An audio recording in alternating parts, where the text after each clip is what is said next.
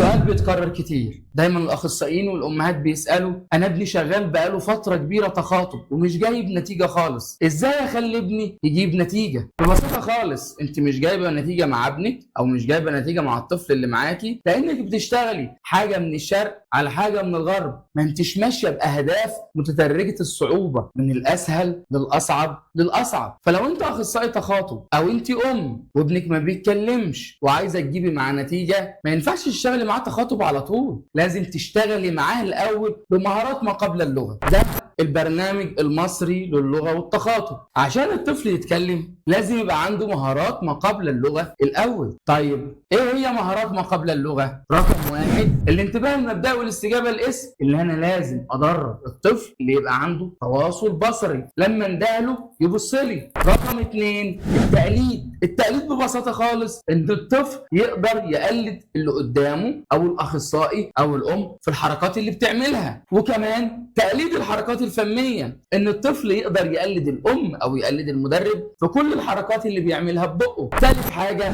اطاعه الاوامر، ان الطفل يطيع الاوامر، تديله امر ينفذه، هات كذا، افتح كذا، اقفل كذا، يقدر ينفذ الامر، يفهم اللغه. ومهارات التركيز والانتباه المتقدم، وهي دي مهارات ما قبل اللغه اللي المفروض الطفل يشتغلها الاول قبل ما يشتغل تخاطب. ولو الطفل جاب الاربع حاجات اللي هي مهارات ما قبل اللغه يبقى جاهز انه يتكلم وان جلسات التخاطب تجيب نتيجه معاه. طيب اشتغل تخاطب ازاي؟ والطفل يشتغل تخاطب ازاي؟ عن طريق مجموعه من الاهداف ومجموعه من البرامج بتتدرج بالصعوبه بتاعتها. نبدا معاه في الاول بالاصوات. انا لازم ابدا ادرب الطفل انه ينطق اصوات. الطفل بقى يقلد، الطفل بقى يفهم، الطفل بقى يطيع الاوامر، بقى يقلد الحركات الفميه، خليه يقلد معاك الاصوات المختلفه. خلاص الطفل بقى ينطق معاك اصوات حلو، بقى يقلد معاك الاصوات حلو، ابدا دربه على نطق كلمه من مقطع واحد.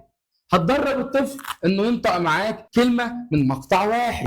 بعد كده تبدا تدرب الطفل انه ينطق معاك كلمه من مقطعين زي ما احنا شايفين في الصور. خلاص الطفل بقى ينطق معاك كلمه من مقطع كويس، الطفل بقى ينطق معاك كلمه من مقطعين كويس، ابدا دربه على نطق كلمه من 3 مقاطع. بعد كده ندربه على نطق كلمه من 4 مقاطع. يبقى كده الطفل بيقدر ينطق كلمه من مقطع، من مقطعين، من 3، من 4 مقاطع. وفي المرحله دي يبقى الطفل قادر انه ينطق كلمه كبيره. نبدا ندربه على نطق جمله من 2 وفي المرحله دي يبقى الطفل قادر انه ينطق كلمه من مقطع واحد، وكلمه من مقطعين، وكلمه من 3 و4 مقاطع. ندخل بقى ان احنا ندرب الطفل انه ينطق جمله من 2. تبدا تدرب الطفل انه ينطق جمله من 2. دربه على الافعال، دربه على الاسماء، دربه على الصفات، المهم انه ينطق معاك جمله من 2.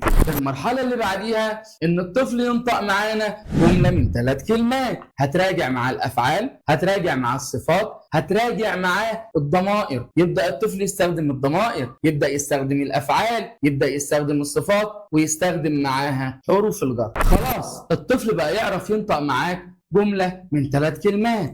ابدا دربه على وصف موقف، خلي الطفل يشوف مواقف مختلفه ويوصفها. انت شايف ايه؟ الولد بيعمل ايه؟ البنت بتعمل ايه؟ الاطفال دول بيعملوا ايه؟ الطفل بقى يوصف معانا موقف كويس، ابدا خليه يحكي قصه، ابدا خليه يدير حوار، مجموعه من القصص البسيطه يبدا الطفل يحكيها، يبدا الطفل يحكي لك ايه اللي بيحصل حواليه، يبدا الطفل يبقى فاهم الدنيا حواليه فيها ايه. درب على زمن الفعل، درب على الافعال المختلفه، درب على الصفات المختلفه. بعد كده ابدا زود انتباهه وتركيزه، ابدا زود الحصيله المعرفيه بتاعته، عرفه المواد الخام اللي حواليه في البيئه فيها ايه، اصل الاشياء ايه، اصل الماده الخام، البلاستيك اصله ايه، الحديد اصله ايه، الى اخره. بعد كده ابدا درب الطفل على الوظائف اللي حواليه بتعمل ايه. اسال الطفل النجار بيعمل ايه، الطبيب بيعمل ايه، المهندس بيعمل ايه. خلاص الطفل دربته على الافعال، دربته على الاسماء، دربته على الصفات. الطفل بقى يعرف يقول جمل، الطفل بقى يعرف يدير حوار. ابدا دربه على المعكوسات، ابدا دربه على المقارنه، ابدا دربه على المفاضله، اكبر منه واصغر منه، اطول منه واقصر منه. خلاص الطفل معانا بقى يعرف المقارنه، ابدا دربه على الالوان، الطفل يعرف الالوان الاساسيه حواليه في البيئه فيها ايه، الطفل يعرف الالوان اللي موجوده في البيئه ايه، الوان الخضروات، الوان الفواكه. ابدا مسك الطفل الورقه والقلم ودربه على انه يتعرف على الاشكال الهندسيه، دربه انه يرسم الاشكال الهندسيه. خلاص الطفل بقى عارف ماسك الورقه والقلم، بقى عارف يدير حوار. ابدا عرفه ان العلاقات بين الاشياء ايه العلاقه بين الموز والبرتقال، التشابه بين الموز والبرتقال، التشابه بين الطياره والسفينه،